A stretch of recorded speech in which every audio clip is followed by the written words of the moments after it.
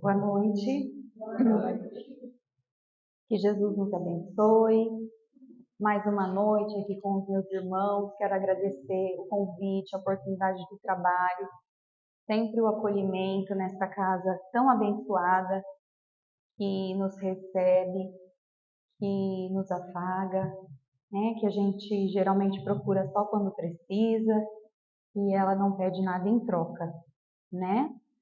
Bom, me foi solicitado hoje a coletânea de preces espíritas. E eu gostaria de que a gente fizesse uma reflexão exatamente sobre essa comunhão com o nosso Pai. Porque a prece nada mais é do que o elo de ligação que une nós, encarnados, ao Pai. E como nós temos feito, o que nós temos feito dessa conversa? O que nós temos feito dessa intimidade com Ele? Como a gente tem usado a prece? Com enfeites, palavras que são inúteis, que não brotam do nosso coração, ou a gente tem feito realmente uma intimidade, algo que é só nosso e dele. Para começar, vamos refletir sobre as nossas escolhas. A gente não para perceber como a gente escolhe o tempo todo. E como é incrível, como sempre a mensagem tem a ver com o que a gente vai falar, né? Porque como a gente tem usado o nosso tempo com as nossas escolhas. A hora que toca o despertador e você abre os olhos, você já começa a escolher. Você pode escolher levantar e agradecer, você pode escolher olhar no celular e falar que vai ficar mais 10 minutinhos na cama, você pode escolher reclamar que está cansado e não queria trabalhar, você pode escolher perder a hora porque olhou o celular, você pode escolher agradecer, você pode escolher orar, você pode escolher. E aí começam as escolhas. Do que fazer desse dia, depois que levantou, o que comer, como se relacionar, como reagir ao que o mundo vai nos trazendo de informação, de acontecimentos. Em Colossenses, capítulo 3, versículos de 23 a 24, Paulo, na carta aos Colossenses, nos diz: em tudo que fizerem, trabalhem, façam de todo o coração como para o Senhor e não para os homens. Lembrem-se de que o Senhor lhes dará uma herança como recompensa.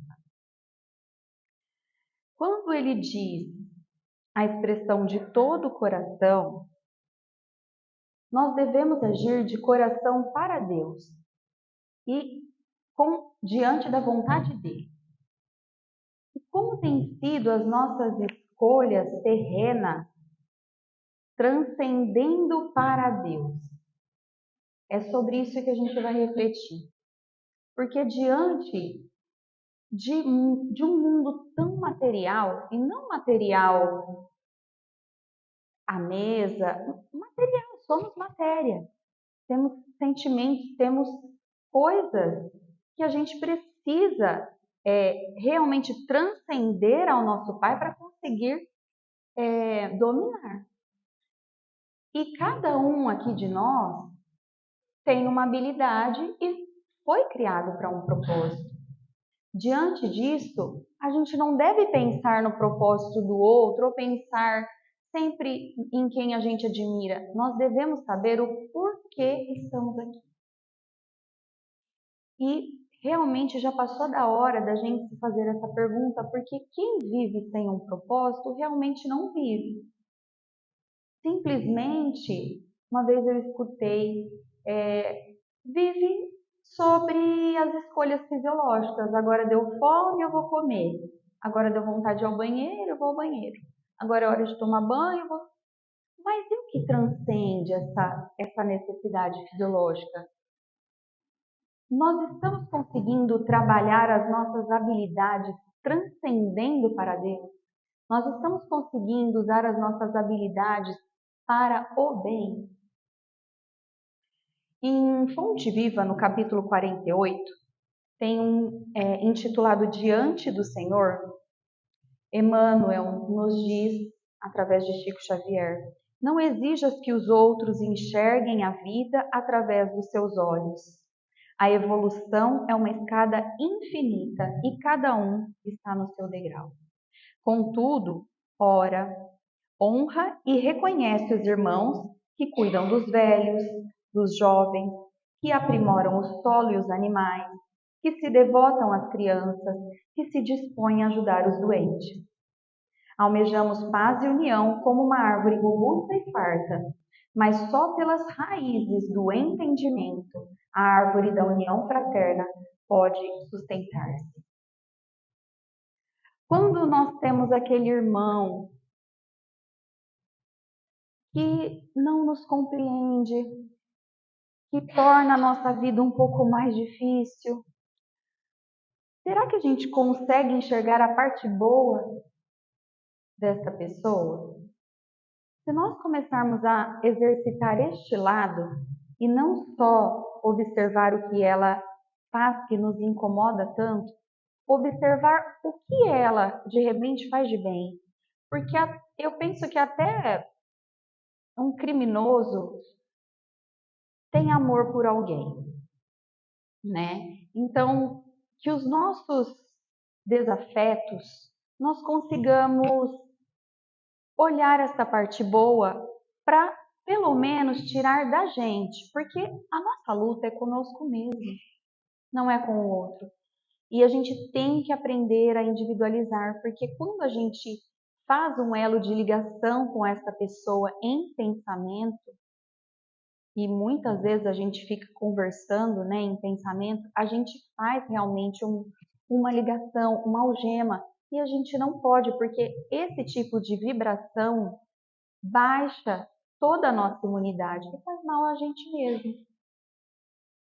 Esses exercícios são muito difíceis, mas eles não são impossíveis, porque Jesus esteve aqui provando que diante de todas as injustiças e as nossas imperfeições, os nossos pecados, ele sofreu exatamente como um humano, né, para nos salvar. Então, em Mateus, capítulo 5, versículo 16, assim brilhem a luz de vocês diante dos homens, para que vejam as suas boas obras e glorifiquem o seu Pai, que está no céu. Jesus aqui nos ensina que as nossas boas ações devem refletir a fé e levar aos outros a glorificar a nossa fé. Muitas vezes, e agora eu quero que vocês reflitam junto comigo, nós nos enxergamos pequenos para realizar feitos que muitas vezes bate à nossa porta e a gente corre. Será que esse nos sentir pequenos não é um orgulho disfarçado porque eu não quero me expor, eu não quero errar, eu não quero ser atacado, eu não quero ser, ou até mesmo sair do conforto, porque aqui está mais confortável. Se eu tiver que realizar algo, vai ser difícil, vai ser desafiador. Só que o que a gente tem que lembrar é que Deus não cria nada em vão. Nada. Num livro que eu estava lendo, se eu não me engano, Os Mensageiros, André Luiz conta que até quando alguns espíritos estavam atrapalhando a reunião com os encarnados também, com os pensamentos, até esses espíritos que estavam atrapalhando, o mentor falou que nem eles passariam dali sem nada de deixar de bom, porque Deus não cria nada em vão, não permite nada em vão. Então nós devemos refletir até mesmo quando somos criticados quando algo acontece de ruim e tentar realmente ver o que vamos aprender com isso.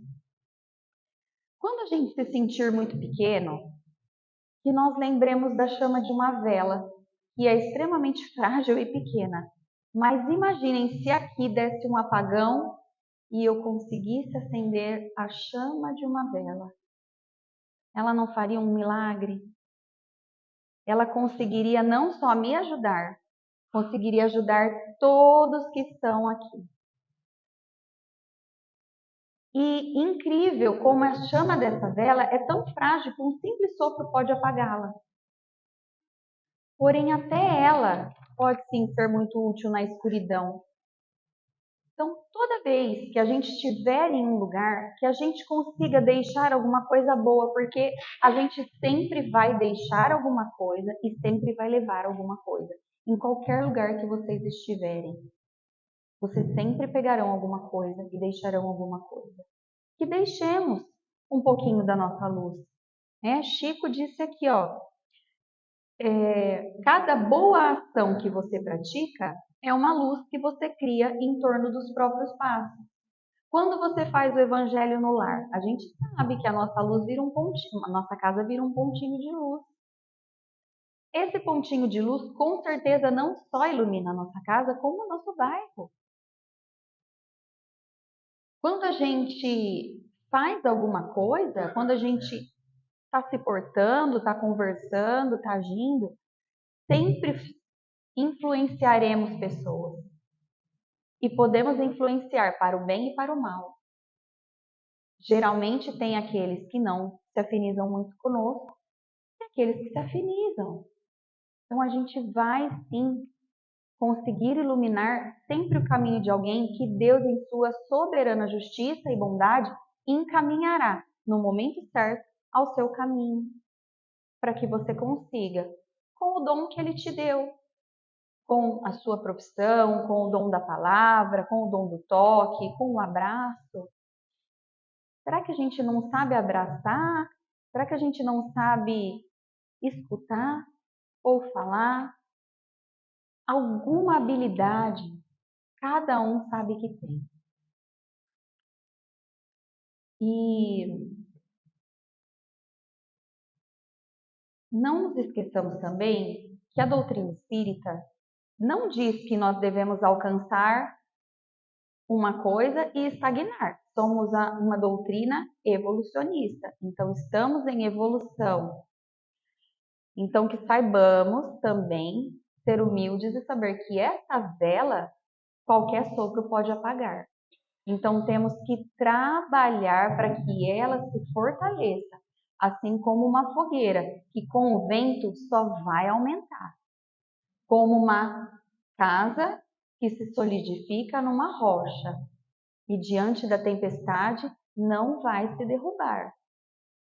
Para isso, a gente precisa começar pequenos, mas Deus espera de nós mesmo pequenos, porque nós somos co-criadores com Ele aqui no mundo. Ele não criou a gente aqui para o mundo ficar do jeito que está. Um decidiu que a gente pode fazer tal coisa, o outro, olha como está a tecnologia agora. Foram as pessoas que fizeram isso, fomos nós. Deus espera de nós para a melhoria do nosso planeta. Ele espera de nós. E cada um de nós aqui tem um propósito e uma habilidade que Ele nos deu. Um caminho que Ele traçou para nós. E se nós não tivermos esse elo de ligação na oração com Ele, nós não vamos conseguir entender, diante de tantas opções que o mundo nos dá, qual é o nosso caminho, qual é a nossa verdade, quem verdadeiramente eu sou. Porque aí, quando você descobre, você não volta mais atrás. A partir do momento que você entende Jesus, a partir do momento que você ramifica Jesus em seu coração, não tem mais como voltar atrás. Você vai ver muitas coisas, mas você não vai aplaudir. você não vai ir atrás. E mesmo que você seja rejeitado, você vai entender quem você é e isso vai te dar a verdadeira felicidade. Porque, infelizmente, a felicidade está sendo muito conturbada e contorcida e explorada de forma que são muito momentâneas. Felicidade não é isso. A felicidade é realmente sermos semelhantes a Jesus no sentido de servir.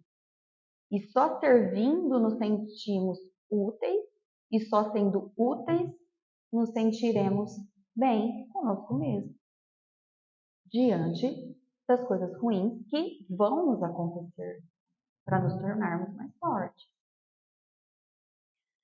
Então, ainda em Fonte Viva, tem um capítulo intitulado Servir e Marchar. Portanto, tornai a levantar as mãos cansadas e os joelhos desconjuntados. Paulo, na carta aos Hebreus, capítulo 12, versículo 12. Emmanuel nos explica sobre isso. Se é difícil a produção do fruto sadio na lavoura comum, para que não falte o pão do corpo aos celeiros do mundo, é quase sacrificial o serviço de aquisição dos valores espirituais, que significam um alimento vivo e imperecível da alma. Aqui eu coloquei isso porque eu fiquei assim, poxa vida, ele não pôs nem difícil, ele pôs sacrificial.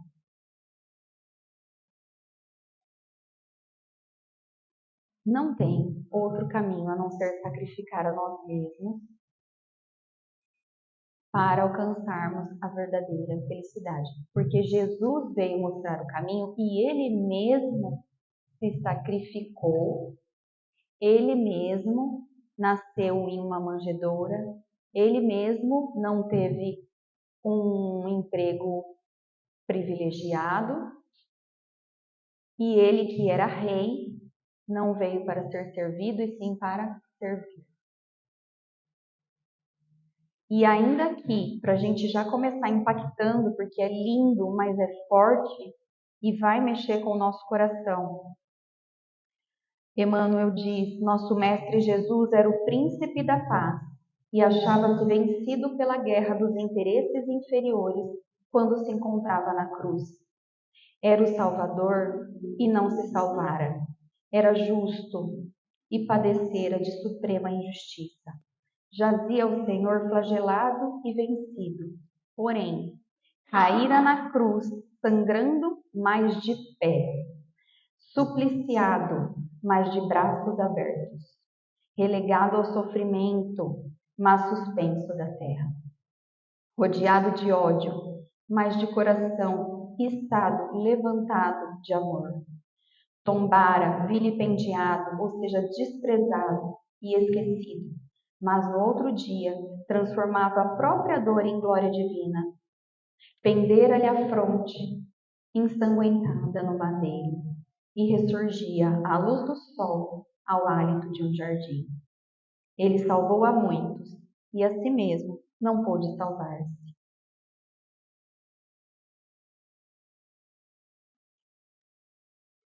Emmanuel nos adverte que prefiramos o sacrifício de nós mesmos, porque todos aqueles que recebem a cruz em favor do semelhante descobrem o trilho da eterna ressurreição. E aí uma pergunta, por que então a gente já conhece todas essas frases, os provérbios, os salmos, os versículos? A gente já fala, a gente já sabe, a gente se emociona e a gente não faz.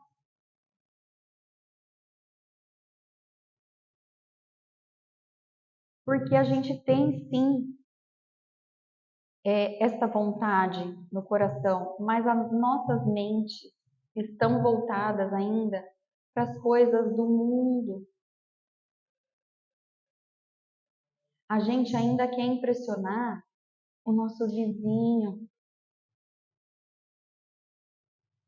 A gente quer os aplausos, a gente quer as curtidas. Enquanto nós não entendermos que quando o nosso propósito for para agradar a terra, que é perecível, ela não se sustentará. Esse propósito não se sustentará. Ele só se sustentará quando ele for honrado e glorificado ao nosso Pai. Independente de tudo que acontece aqui, quando a gente realmente entender que vai ficar aqui e que é tão pequeno. Um dia eu estava caminhando e ouvindo não, acho que eu estava lendo e refletindo sobre uma fala, porque tinha acontecido uma coisa ruim neste dia e estava falando assim, foi um conforto, que quando a gente olha o problema, ele aparenta ser muito grande, como quando a gente olha para um monumento, ou quando a gente olha para uma pessoa que a gente considera melhor do que a gente, mais poderosa, mais endinheirada, a gente vê aquilo tão grande, né? Mas que é para a gente imaginar a gente no topo da montanha mais alta, olhando lá embaixo aquela pessoa que a gente considera maior, o quão pequena ela parece, uma formiguinha. Imagine quando estivermos lá no alto, o que esses momentos significarão.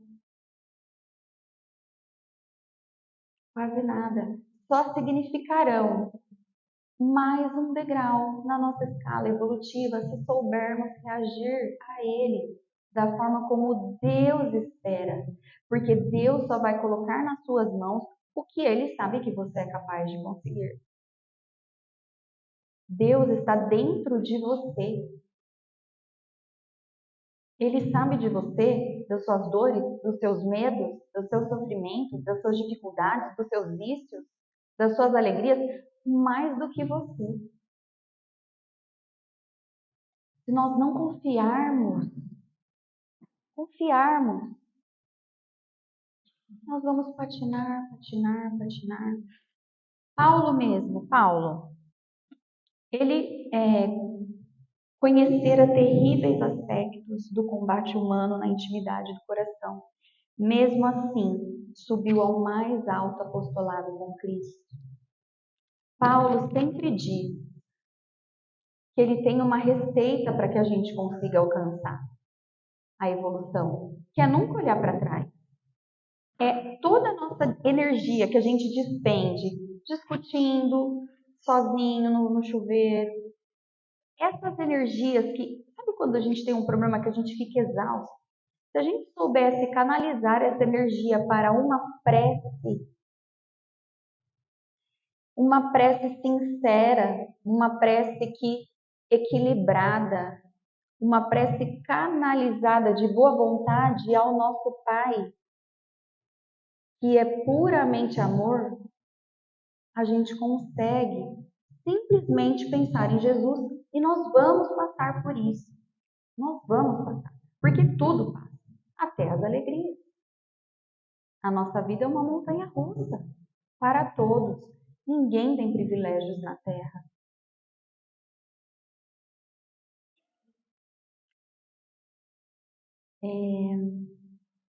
Esse desejo de mudança, ele precisa ser entregue para Deus.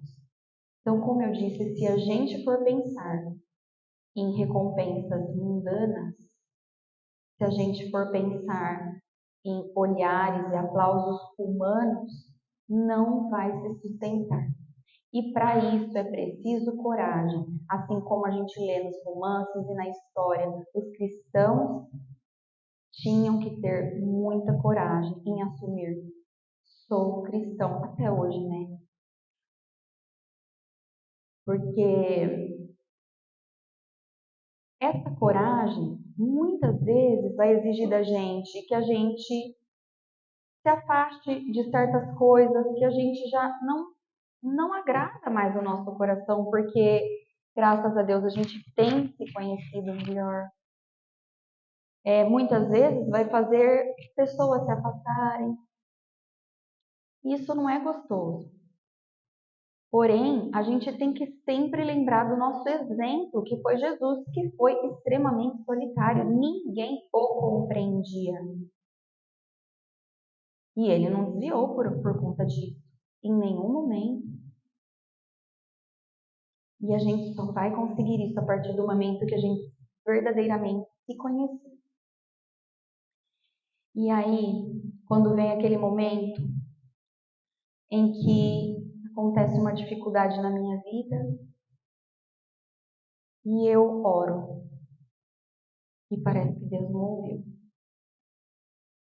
E aí a vida do fulano está indo para frente, o ciclano subiu de cargo no emprego, a outra casou-se, a outra, né? E parece que a minha vida está patinando e a de todo mundo anda e a minha está patinando. E eu oro e nada acontece. Um silêncio ensurdecedor.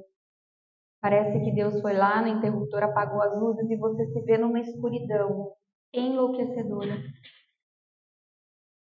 E você vai perdendo a fé, e você vai perdendo, desanimando. O que será que Deus está esperando de nós nestes momentos de escuridão? Já pararam para pensar? Será que eu sou um filho não preferido de Deus? Ou eu sei que Ele é soberanamente justo e amoroso e que se Ele não está mudando a situação é porque eu ainda não estou pronto para receber? É porque Ele quer mudar o meu coração. É porque enquanto eu não lapidar o que Ele me fez para fazer, eu não estiver pronto, Ele ainda não vai me dar. Como quando um pai não vai dar para uma criança uma faca se ela ainda não sabe manusear. Ah, mas ela quer ser cozinheira no momento certo. Exige de nós mudança, exige de nós vontade, exige de nós sacrifício. Mas tem aqui uma boa. Será que eu vou achar? Aqui, tem uma boa notícia. O André Luiz nos conta que basta o sincero propósito de cooperação e a noção de responsabilidade para que sejamos iniciados com êxito em qualquer trabalho novo. Ah, então não é só as minhas habilidades, não. Se eu tenho vontade, se eu estou fazendo com o meu coração voltado para Deus, e se eu tenho sinceridade, boa vontade e tenho responsabilidade, eu estou fazendo isso de forma reflexiva. Aqui, ó, não sou eu que estou dizendo. Nós vamos ser iniciados com êxito em qualquer trabalho novo. Deus não quer nos dar uma vida confortável. Ele não nos criou para termos prosperidade material, para termos carros e não foi para isso. Isso são recursos. Deus nos criou para sermos imagem e semelhança de Jesus. É para isso que estamos na escala evolutiva. E nós, espíritas, sabemos que teremos que voltar. E aí, vamos mexer aí um pouquinho com os nossos ânimos. Nós vamos voltar para reparar, vamos voltar. Será que alguém aqui vai voltar com uma missão? Eles estão voltando com uma missão. E nós? Como a gente tem feito quando está numa fila, a gente tem furado a fila daquela pessoa que é um pouquinho mais, que a gente considera bobinha, ou pegou um troquinho a mais daquele que não percebeu, ou ele estava precisando muito, então eu já vou aproveitar, vou dar uma baixada aqui no valor que ele está me pedindo, porque eu sei que ele vai aceitar porque está precisando. Eu tenho usurpado o meu irmão ou eu tenho auxiliado o meu irmão? Nós teremos que voltar. E nós, pais, que temos essa sublime missão, porque todos somos missionários, viu, gente? Todos. Mas quantas vezes a gente escuta, ó, se voltar para casa, apanhou, vai lá e bate de novo, vai apanhar aqui de novo. Nós espíritas temos que raciocinar melhor no que estamos fazendo, porque a gente sabe que o nosso filho também é um espírito antigo e a gente não sabe de quais violências ele veio. E o nosso papel é burilar os defeitos e não aguçá-los. Quando a gente tem a nossa profissão, como a gente tem agido com o nosso irmão que nos procura? Todas as profissões. Ultimamente, com essa modernidade em que tudo é no computador, né? Parece que o cliente é mais um número. Muitas vezes não se olha mais nem no olho. Então, aquele que tem coragem ainda de tocar, de falar o nome, esse é um missionário de Deus. Não precisa de muito. O médico que estudou as leis do corpo humano está estudando as leis de Deus. Está estudando como a máquina que Deus fez funciona. Muitas vezes, aquele que vem nos procurar, ele nos admira. O fato de você olhar nos olhos, de você dar a sua atenção, de você chamá-lo pelo nome, pode salvar uma vida. Muitas vezes, o que está matando a pessoa não é uma doença, muitas vezes é o descaso, é uma carência afetiva. Não precisamos de muita coisa, precisamos de boa vontade, de empatia, precisamos de Deus em nosso coração. Porque tudo parece que tem que ser para mim, e se eu perder muito tempo aqui, né? Porque quanto mais eu atender, mais eu vou ganhar. Precisamos refletir melhor sobre tudo isso. Quando a gente envolve em uma conversa com qualquer pessoa que seja, a gente cria um elo magnético com essa pessoa. A gente passa energias benfazejas quando a gente fala com propriedade, faça isso, a pessoa acredita. E esse acreditar é metade da cura. Que sejamos missionários. Porque o que está acontecendo é que nós estamos falhando na missão, no corre do dia a dia, não está sobrando tempo para nada. Olha a nossa mensagem aqui. O que se pode fazer em meia hora se soubermos aproveitar o nosso tempo? A gente muitas vezes passou o dia, está exausto e não produziu nada de útil. Já sentiram isso?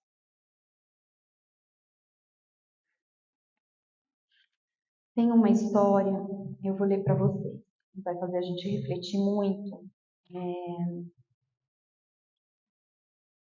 do livro Pontos e Contos, do irmão Chico. Foi Chico Xavier quem psicografou. Chama O Grande Cabeça. Dr. Abelardo, advogado de muita inteligência, não conhecia derrotas, muito renomado. Diante de seu talento, não vacilava na defesa do mal diante do dinheiro. Chamaram-lhe Grande Cabeça nos círculos de convivência. Foi convidado a atuar nas esferas políticas administrativas, mas não quis. Um deputado não ganhava nada perto dos seus honorários. Abelardo nunca foi visto atuando em causa humilde ou em defesa de fracos contra os poderosos. Sua mãe, velhinha cristã, o alertava sempre. Não te desculpes na missão do direito, meu filho. Ser advogado é difícil ministério de consciência. Não te impressiones com o dinheiro. O dever do cristão é o bem a praticar. Sinto falta dos humildes falarem em seu nome. Não vejo em teu círculo os amigos apagados de que Jesus se rodeava sempre. Ele balançava a cabeça discordando. Mãezinha, os tempos são outros. Eu não desprezo os fracos. O meu gabinete é vasto de advogados iniciantes. E a mãe retrucava: Filho, estimaria tanto ver-lhe na sementeira evangélica. E mesmo depois de desencarnar, ela persistia na mesma dedicação, inspirando-o através do pensamento. Quando ele mesmo morreu, muito sofreu e chorou nos novos caminhos. Não conseguia levantar-se, mantinha-se caído, a cabeça crescera enormemente, não tinha equilíbrio, ficava deitado e frequentemente era atormentado pelas vítimas sofredoras. A mãe trouxe um elevado orientador de almas à esfera escura e o prestimoso amigo, o examinando, registrou as pesadas vibrações mentais e disse: Minha irmã, nosso amigo sofre de inchação da inteligência pelos crimes que cometeu através das armas intelectuais. A única medida de apressar-lhe a cura é a hidrocefalia no corpo terrestre. E pela inesgotável bondade de Cristo, Abelardo era uma desventurada criança no mundo, colada a triste carrinho de rodas, apresentando um crânio terrivelmente disforme para curar os desvarios do grande cabeça. É muito forte, né? Nós sabemos que nós vamos voltar. O que temos feito das nossas escolhas?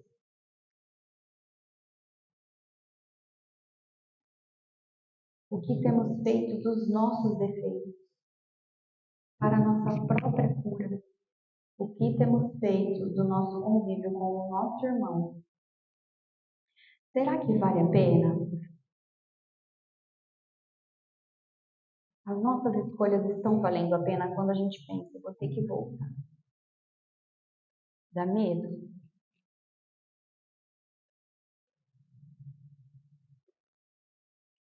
E eu quero convidá-los a, como a gente está falando de oração, sempre que tiver muito difícil,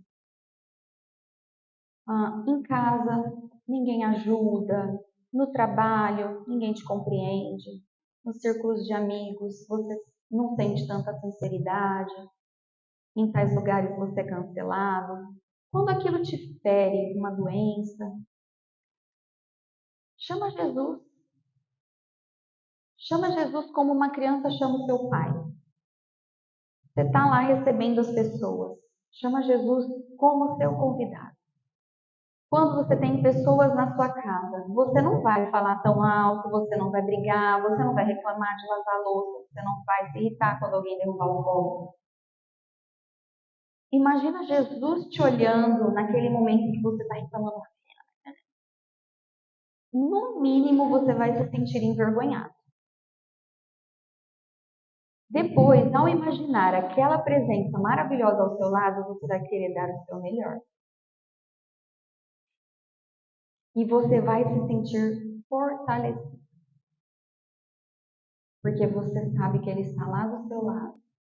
Então vamos sempre chamar Jesus. Está muito difícil, chama Jesus. Jesus, fica aqui comigo agora, porque eu não estou conseguindo. Em Salmo... Deixa eu ver qual salmo que é, gente. Aqui, ó, Jesus nos recorda no Velho Testamento, no Salmo 82 da Bíblia, no versículo 6. Vós sois deuses. Vós sois deuses significa que somos espíritos perfectíveis, que vamos conseguir alcançar a angelitude e que só depende de nós o quanto isso vai demorar ou não. Então, no livro Os Mensageiros, vamos recordar juntos uma passagem maravilhosa em que o André Luiz é chamado pelo Aniceto para aplicar o que ele já tinha aprendido dos recursos dele lá no plano espiritual. E apresentam-lhe 6 enfermos. E quando ele é chamado, ele narra que ele não pensou na medicina como médico aqui da Terra, ele não pensou nos recursos da ciência, ele só se lembrava da Narcisa, que era aquela enfermeira que o recebeu lá em nosso lar. Ele lembrou de quanto ela era amorosa, do quanto ela era humilde, do quanto ela havia ensinado que ela conseguia mais com amor do que com medicações. E então, nesse desejo de fazer o seu melhor diante do que ele tinha aprendido com a humildade, uma senhora muito sofrida, estava cega, gritava que não via, que não enxergava. E o mais impressionante é que ela se apegou tanto à doença que a fez falecer, que mesmo morta, ela ainda não enxergava. Ela acreditava que aquela doença tinha sido realmente o pior que tinha acontecido com a vida dela. Mas a gente deve também refletir sobre esses ensinamentos que esses livros prestimosos nos trazem, porque muitas vezes a gente se apaixona pelas coisas ruins que acontecem com a gente não consegue ver outra coisa, a gente só quer saber disso, a gente se aprofunda, a gente quer ler, a gente quer saber, a gente quer isso. E a gente se apaixona de uma forma por aquela dor que a gente morre e ela ainda estava cega, ela não se libertou dessa doença. Então ele conta que ele a deitou e começou a aplicar-lhe um passe. E começou a proferir palavras de ânimo, de boa vontade. E como ele pensava somente em ajudar, conforme mais ele tinha boa vontade em transmitir aquilo que ele tinha aprendido, ele sentia que uma luz na sua fronte acendia-se. E o coração dele foi tomado de uma imensa emoção, muita gratidão, e a mulher começou a gritar: vejo, vejo. E então ela se ajoelhou aos pés dele e falou: quem és tu, emissário do bem? E ele mesmo começou a chorar copiosamente, ele narra, porque ele falou: quem sou eu para curar alguém? Jesus disse aos apóstolos, Jesus disse para nós: vós sois Deus. Não foi o André Luiz. Ele foi um instrumento de Deus para curar. Todos nós podemos ser instrumentos de Deus para curar, para salvar, para amenizar, para acalentar. Basta boa vontade e intimidade com o nosso Pai e Ele fará milagres através de nós.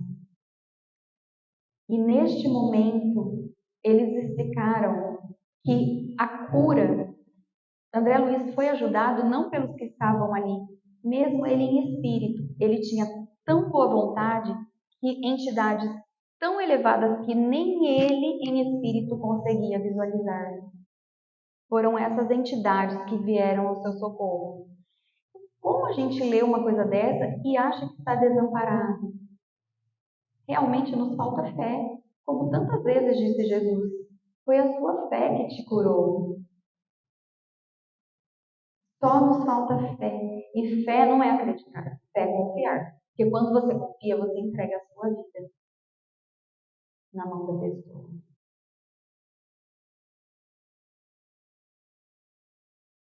Quando tiver difícil, vamos fazer igual um pai. Eu nem sei a hora que é, gente. Eu estou no horário. Eu vou contar uma última história de um pai muito amoroso que falou que o filho dele não conseguia dormir. E ele falava: filho, eu já tinha um pacto, você não conseguiu dormir, você chama o papai. E um belo dia ele acordou para beber água e ele viu que o filho dele estava na sala, no escuro, sentadinho. E ele falou: ai, filho, mas o que aconteceu? Eu não consigo dormir. Mas a gente não combinou que você ia me chamar? Papai, não adianta, você já sabe que eu não durmo, eu já sei que eu não durmo. Se eu te chamar amanhã eu não vou dormir, você já sabe. Não, eu já sei. mas eu vou ficar lá com você até você dormir. Papai, eu não vou dormir. Então eu fico acordada. E diz que deitou na cama com a criança, deu minutos a criança adormeceu, porque se sentiu acolhida.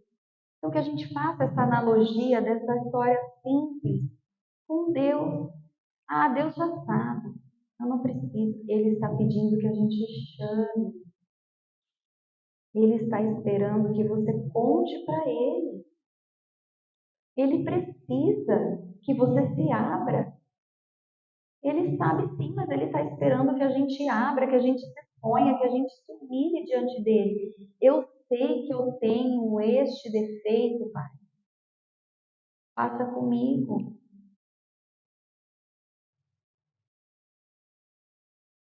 Se exponha diante de Deus. Só assim a gente se cura. Só assim a gente consegue melhorar. Quanto mais a gente correr, quanto mais a gente correr das nossas dores, quanto mais a gente se esconder, sempre vai voltar. Então, vamos chamar Jesus para a cena. Combinado? Obrigada.